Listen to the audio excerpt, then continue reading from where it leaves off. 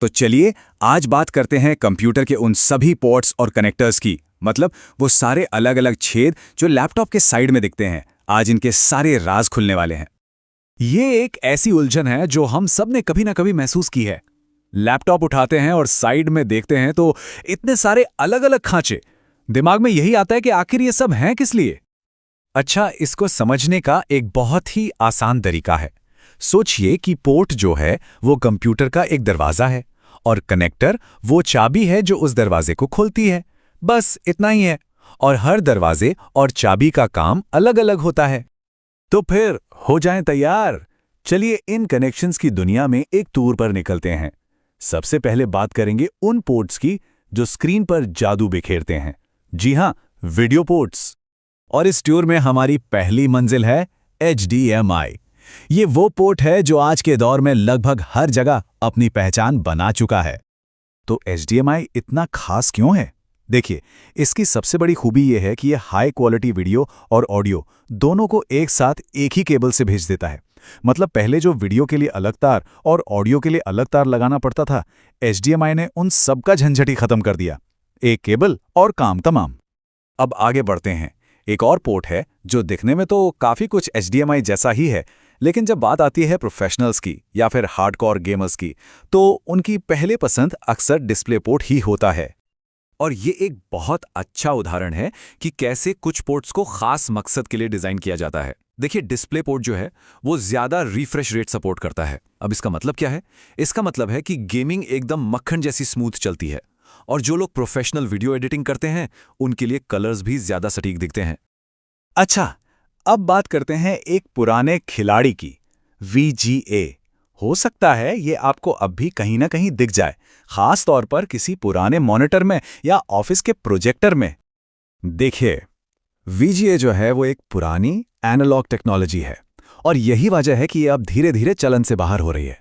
इसको ऐसे समझिए, एनालॉग सिग्नल एक लहर की तरह होता है जो दूरी बढ़ने पर थोड़ा कमजोर पड़ सकता है। वहीं दूसरी तरफ HDMI और डिस्प्ले पोर्ट पूरी तरह से डिजिटल हैं। वो 0 और 1 की भाषा में बात करते हैं, जिससे तस्वीर हमेशा एकदम क्रिस्टल क्लियर रहती है, कोई लॉस नहीं होता।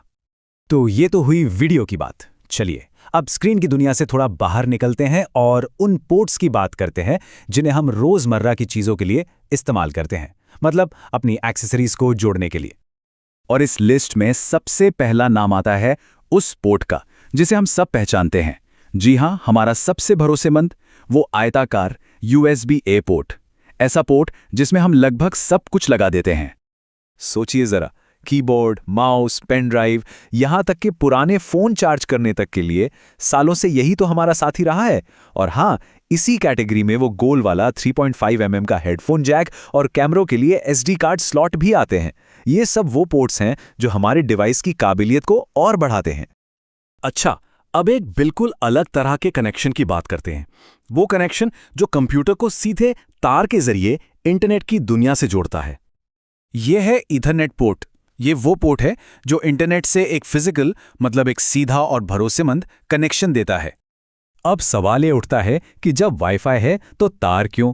देखिए, वाईफाई की आज़ादी हम सबको पसंद है ना? लेकिन जब बात आती है असली स्पीड की, एक बिल्कुल स्टेबल कनेक्शन की और बिना किसी लैग के काम करने की, खास तौर पर ऑनलाइन गेमिंग में या फिर किसी ज़रूरी वीडियो कॉल के दौरान, तो यकीन मानिए वायर्ड ईथरनेट कनेक्शन का कोई मुकाबला नहीं।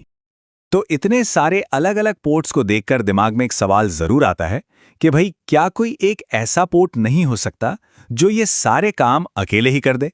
तो अच्छी खबर यह है कि हाँ, हम उसी तरफ बढ़ रहे हैं। आइए एक छोटी सी तुलना करते हैं। एक तरफ है हमारा पुराना USB-A और दूसरी तरफ है नया और कमाल का USB-C। इससे पता चलेगा कि टेक्नोलॉजी ने वाकई कितनी लंबी छलांग लगाई है। ये पूरी टाइमलाइन हमें एक कहानी बताती है।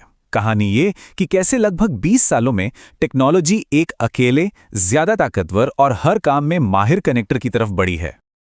लेकिन यह एक छोटा सा ट्विस्ट है। हर USB-C पोर्ट एक जैसा नहीं होता। कुछ पोर्ट्स के अंदर एक छिपी हुई सुपर पावर होती है और उन्हें कहते हैं थंडरबोल्ट।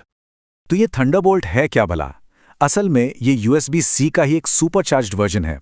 इसको ऐसे समझिए कि जहां एक स्टैंडर्ड USB-C पोर्ट 10 Gbps तक की स्पीड देता है, वहीं थंडरबोल्ट 40 Gbps तक पहुंच सकता है। मतलब 4 गुना तेज। ये स्पीड बनी है बड़े बड़े कामों के लिए, जैसे 4K वीडियो एडिटिंग या फिर बड़ी बड़ी फाइलों को पलक झपकते ट्रांसफर करना।